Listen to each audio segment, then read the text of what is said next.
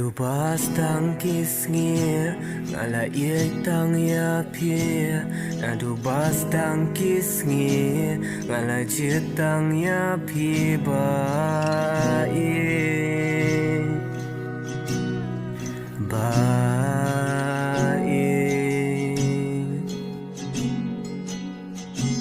bersyukur ni bantong ya kata ingam kwa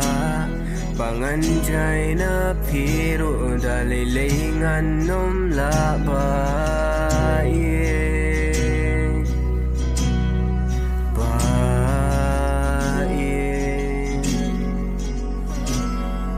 shisha ya pi ngalai ngam kwa tang shi porun ku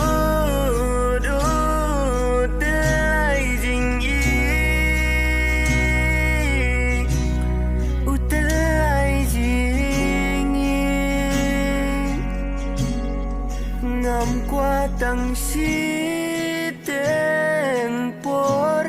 untuk utelai jing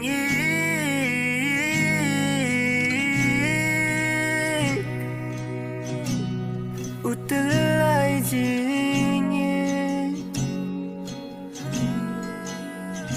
ngan yai don bat pila jenjal nes ngasi ngan tracy to marway na bentajong pi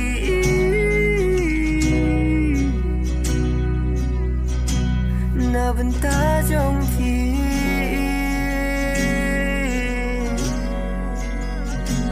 haba fis no siya pi ngan benten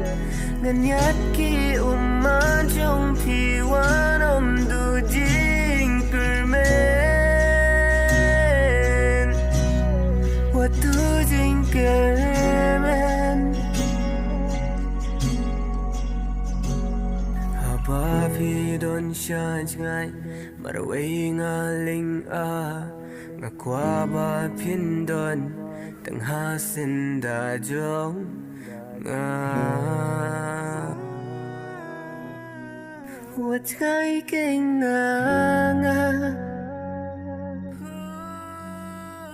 ngan yai don bat pila jenjeres ngasi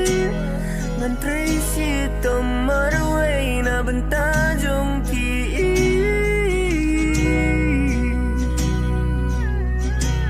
na bentajong pi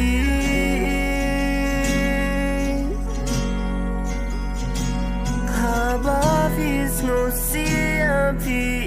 ngan penten ngan yat ki umajong